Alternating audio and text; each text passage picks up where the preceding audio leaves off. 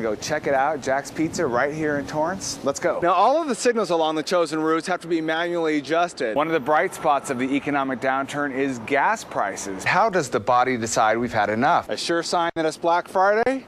Packed parking lots. 'Tis the season. The holidays are officially here. They're also handing out tickets for moving violations. The Red Line will run extended late-night weekend service. There's 5 things that you need to prove in a negligence case. One of the populations that's most at risk is people over the age of 65. And more delays for flu clinics in Mesa County. One of the Pentagon's top brass is giving a progress report. Today I'm eating one of my favorite sandwiches, the traditional Italian sub. So let's see how it stacks up here at Jack's. I'm Sarah Broadhead. And I'm Joe McDonald. A turn onto the new roundabout off I-70 and Road leaves diesel spilling onto the roadway and one driver with quite a scary morning commute.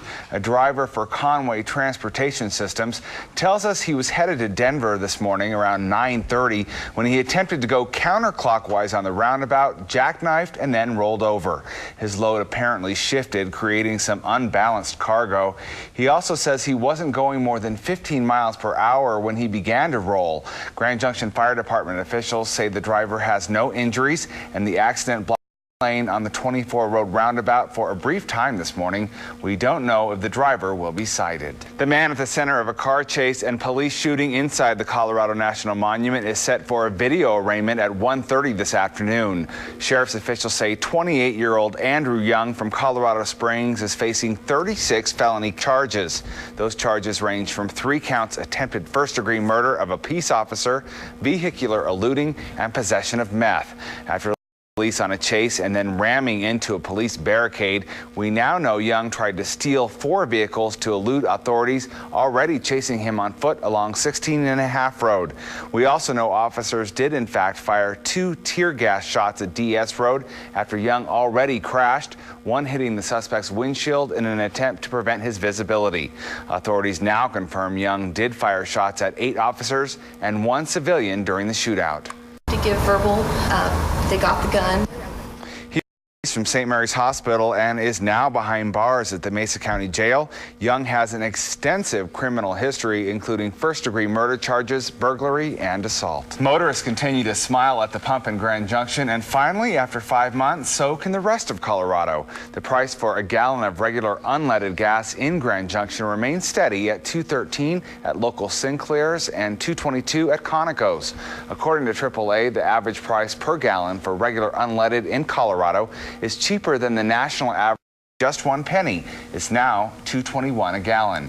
AAA adds that the holiday season could cause a slight rise in prices, but if so, it will only be in the short term. And it's no wonder that the internet is now one of the 7 wonders of the world. And it's really popular all across the country with colleges too. With good reason. Well, when we return, we'll talk about a heartwarming and head-warming benefit for cancer survivors.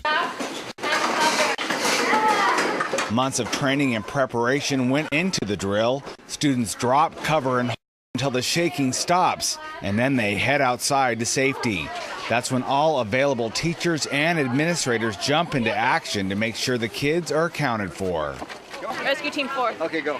We'll have search and rescue teams go around the campus. We do have children prepared. We assign children. Some kids will have broken legs, and the search and rescue team and the medical team will address those students. Now, this may not be a real natural disaster, but the idea is to provide a blueprint for how schools should organize in the event of a catastrophic earthquake.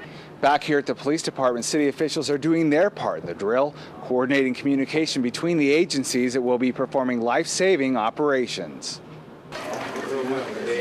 Indeed, it's all hands on deck as city employees are called in to help coordinate services in the aftermath of the expected devastation. At about 10:15, we activated our city's EOC, which you me, and we fully staffed it with all of our city employees, and we've got about 80 NJECs, or simulated calls for service, earthquake related.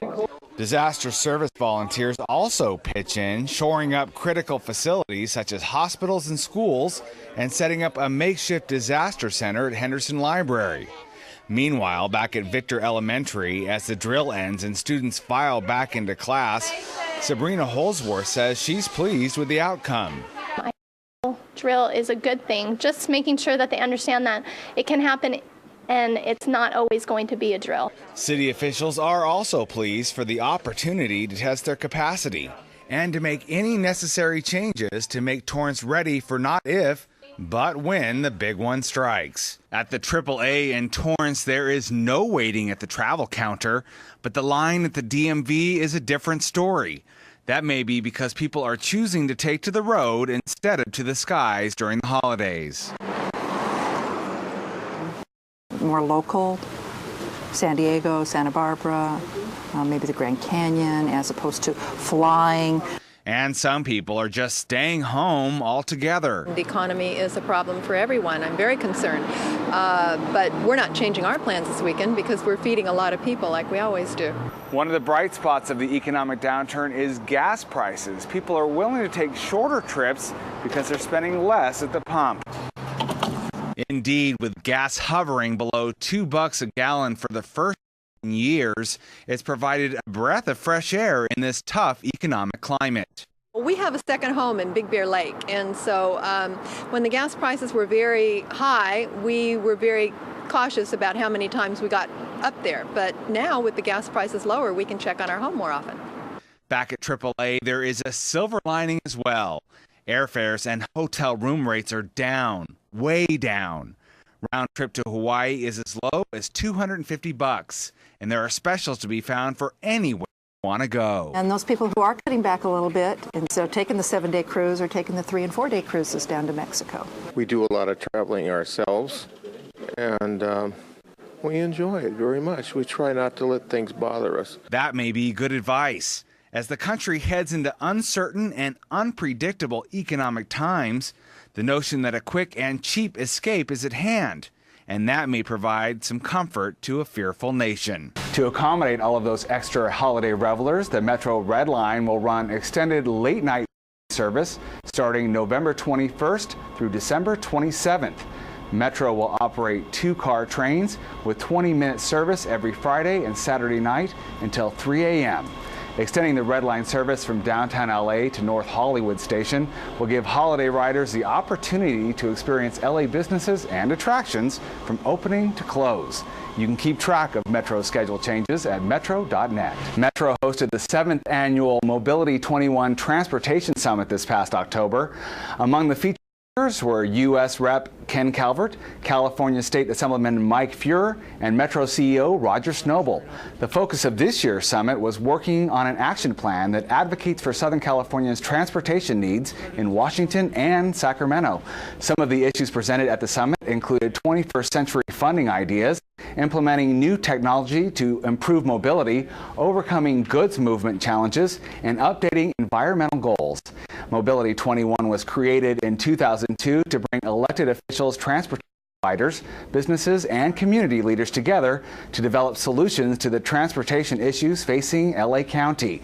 In 2007, Mobility 21 expanded to include Riverside, Orange, San Bernardino, and Ventura counties, presenting a unified voice for the region's transportation priorities.